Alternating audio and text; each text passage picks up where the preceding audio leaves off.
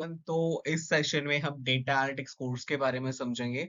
इसमें हम समझेंगे कि मात्र 6 महीने के अंदर में कैसे आप एक डेटा एनालिस्ट बन के एक अच्छी खासी सैलरी अर्न कर सकते हैं। ये सारा जो कोर्स है वो हर एक स्टूडेंट्स के लिए है। अगर उस स्टूडेंट्स ने या तो बीए किया हो, बीएससी करा हो, बीकॉम करा हो या फिर किसी भी फील्ड में ग्रेजुएट हुआ हो।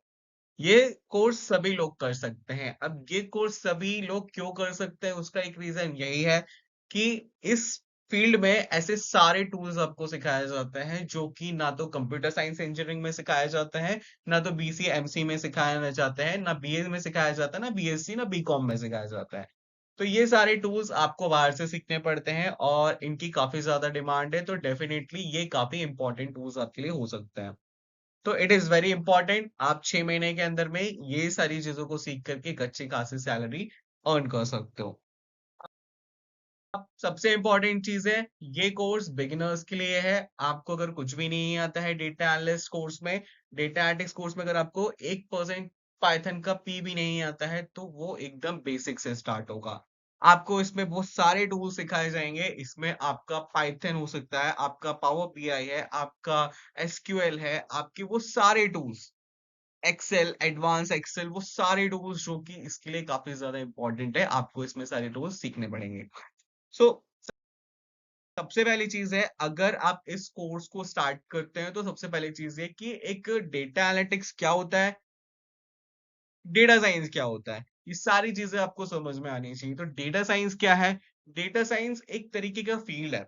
अब जैसे कि हमारी कुछ अदर साइंस की फ़ील्ड्स होती है, जिसमें हमारा फिज़िक्स, केमिस्ट्री, बायोलॉजी ये सभी चीज़ें आ जाती हैं। तो science is a broad field. उसी के अंदर पे अगर आप डेटा साइंस की देखोगे, तो डेटा साइंस में अलग-अलग फ़ील्ड्स होती हैं। उस फ़ील्ड्स के अंदर में आप क्या देखोगे? आप उसमें डेटा एनालिस्ट देखोगे, आप उसमें बिज़नेस एनालिस्ट देखोगे, आप उसमें बिग डेटा इंजीनियर देखोगे, आप उसमें डेटा इंजीनियर देखोगे, आप उसमें डेटा साइंटिस्ट देखोगे। तो डेटा साइंस के अंदर में ही ये सारी फ़ील्ड्स आती हैं, जिसमें हर एक स्टूडेंट्स अपना करियर ग्रोथ करके उन सभी फ़ील्ड्स पे काम कर सकता है।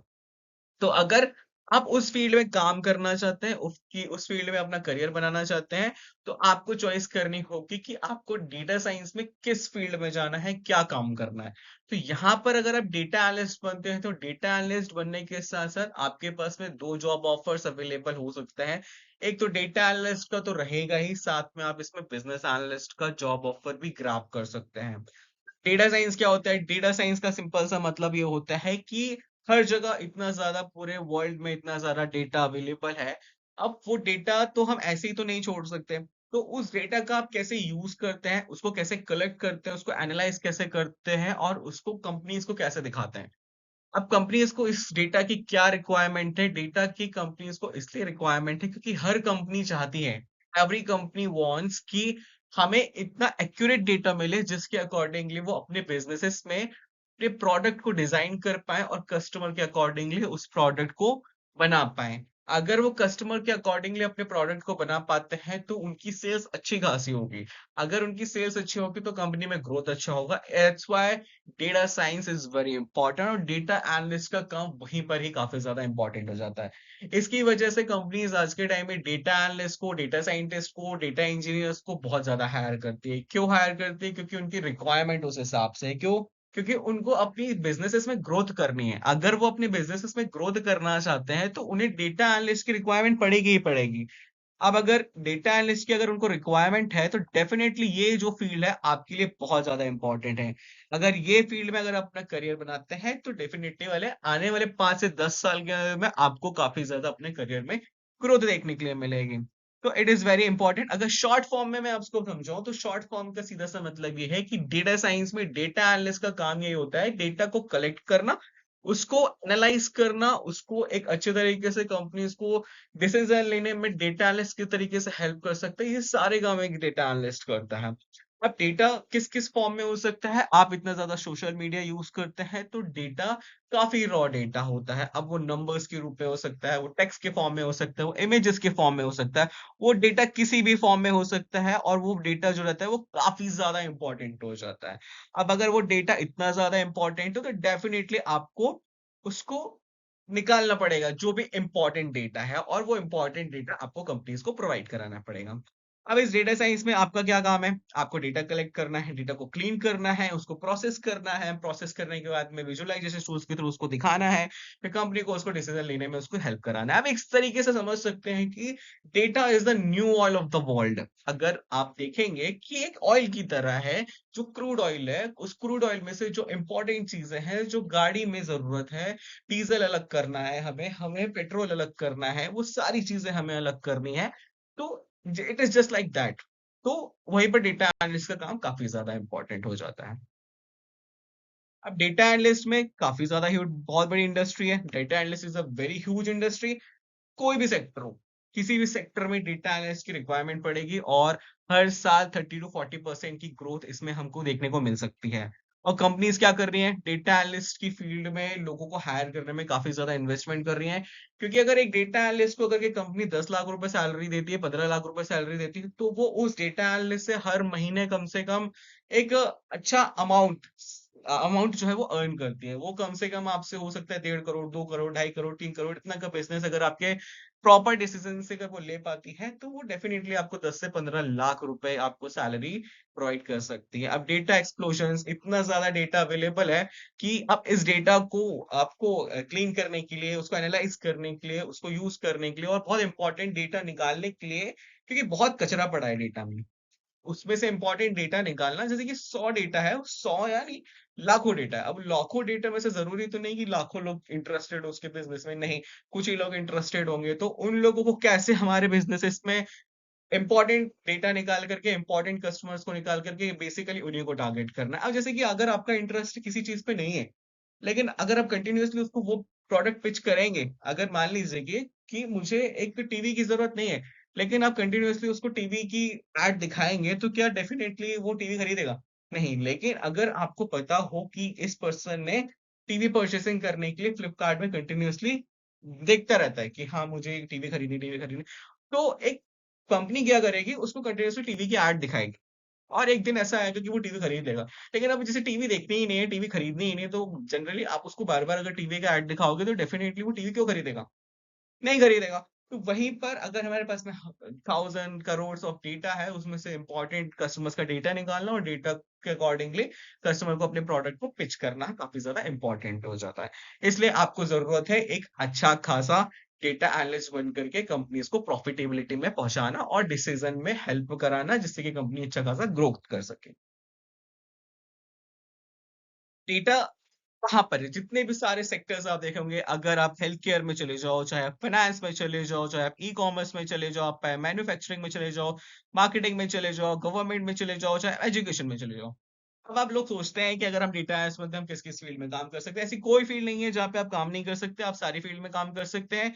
हर कंपनीज़ में, हर सेक्टर में एक डेटा एनालिस्ट की रिक्वायरमेंट पड़ेगी। अगर आप चाहें, तो आप हेल्थ केयर सेक्टर में आप जा सकते हैं। हेल्थ केयर में सेक्टर में जा कर के आप एक अच्छी खासी सैलरी ले सकते हैं। आप फाइनेंस में जा सकते हैं, आप ई-कॉमर्स में जा सकते हैं। इन सभी सेक्टर्स में एक डेटा एनालिस्ट की रिक्वायरमेंट पड़ेगी। अब हेल्थ केयर है, हेल्थ केयर में पेशेंट का डेटा इज़ इम्पोर्टेंट। फाइनेंस है, फाइनेंस में जो बैंकिंग कस्टमर्स होते हैं, उनका डेटा इंपॉर्टेंट, कि किसको क्रेडिट कार्ड की रिक्वायरमेंट्स है, किसको क्रेडिट कार्ड की रिक्वायरमेंट्स नहीं है, किसको लोन की रिक्वायरमेंट्स है, किसको लोन की रिक्वायरमेंट्स नहीं है।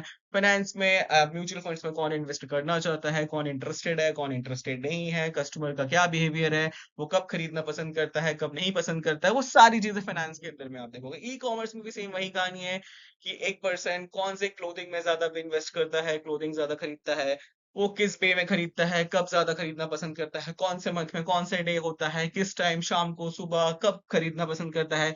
फूड डिलीवरी एप्स में भी ये होता है कि जो पर्सन है वो किस टाइम पे अपना फूड ऑर्डर करता है, उस फूड को कहाँ पर, किस टाइम पे, किस पीरियड में वो मेजरली कौन सा फूड ऑर्डर करता है। ये सारी चीजें मैन्युफैक्चरिंग में, मार्केटिंग में, एवरीवेयर जहां जहां आप जाएंगे, वहां वहां आपको डेटा एनालिस्ट की रिक्वायरमेंट पड़ेगी, और उन सभी जगह पे, क्योंकि हर जगह डेटा अवेलेबल है, इसीलिए हर कंपनीज एक अच्छा खासा डेटा एनालिस्ट को हायर करने में देखती रहती है। सो अब अगर डेटा एनालिस्ट की बात करेंगे, तो सिर्फ मेरे बातों पे बिलीव करना तो इम्पोर्टेंट नहीं होगा। आपको अगर इस पे बिलीव करना है, तो you have to think the world economic forum report.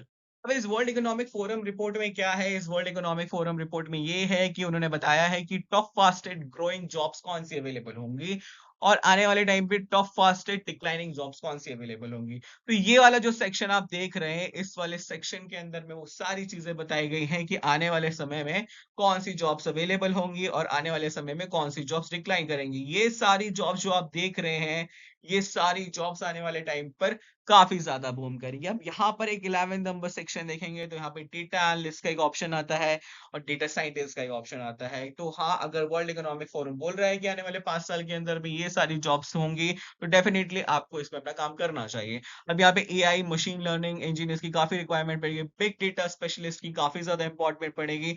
Big data specialist उसी डेटा साइंस का एक फील्ड है जिसका एक करियर ग्रोथ के कारण आप एक data scientist, big data scientist भी आप बन सकते हैं।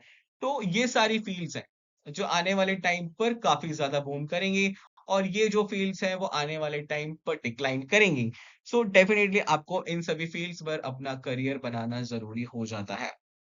ओके, सो ये सारी चीजों में आपको ध्यान देना जरूरी है। अब अगर हम देखेंगे तो अ, अगर डेटा एनालिस्ट के कोर्स की ओवरव्यू की बात करें तो आपको डेटा एनालिस्ट में वो सारे टूल्स सिखाई जाएंगे। टूल्स में क्या क्या टूल्स हो सकते हैं, आपकी पाइथन लैंग्वेज होगी, आपकी पावर बीआई होगी, आपकी टैबलो होगी, आपकी एसक्यूएल होगी, आपकी एक्सेल होगी, आपकी एडवांस एक्सेल होगी। ये सारे इंपॉर्टेंट टूल्स हैं। अब कोर मॉड्यूल से सबसे पहले चीज ये है कि understanding the fundamentals of the data analytics, modelling, फिर डेटा विजुअलाइजेशन किस तरीके से काम करता है, किस तरीके से काम नहीं करता, वो सारी चीजें आपको सिखाई जाएंगी। कोर्स हाइलाइट्स में क्या है, अगर आप डेटा एनालिस्ट सीखते हैं, एक कॉम्प्रिहेंसिव करिकुलम होगा, आपको लाइव प्रोजेक्ट्स दिए जाएंगे, आपको एक्सपीरियंस इंस्ट्रक्टर्स मिलेंगे जो आपको हेल्प करेंगे आपका डेटा एनालिस्ट कोर्स को सीखने में। अब ये सारी चीजें ये है कि आप जब तक अगर आप सीख जाते हैं, आप कहीं से भी सीख सकते हैं, ऐसा कोई पॉसिबिलिटी नहीं है आज के टाइम में कि आप सीख नहीं सकते। आपके पास में मल्टीपल अपॉर्चुनिटीज हैं, आप यूट्यूब से सीख सकते हैं, आप पेड कोर्स से सीख सकते हैं, लेकिन डेफिनेटली आपको एक मेंटरशिप की और एक लाइव प्रोजेक्ट्स की रिक्वायरमेंट पड़ती है। आपके पास में कॉम्प्रिहेंसिव करिकुलम होना चाहिए कि क्या पढ़ना है, क्या छोड़ना है, क्योंकि हमें ज्यादातर चीजें ये पता होनी चाहिए कि हमें ये सारी चीजें करना जरूरी होता है और this is a career support, full career support will be provided by us from the basic to advance level to the placement round 10।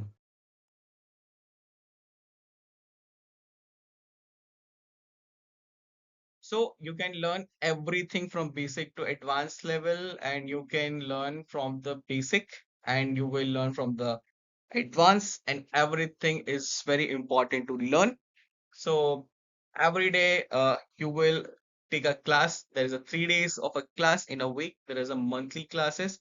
There's a 12 classes in a month, and you have a one doubt solving sessions in the Sundays.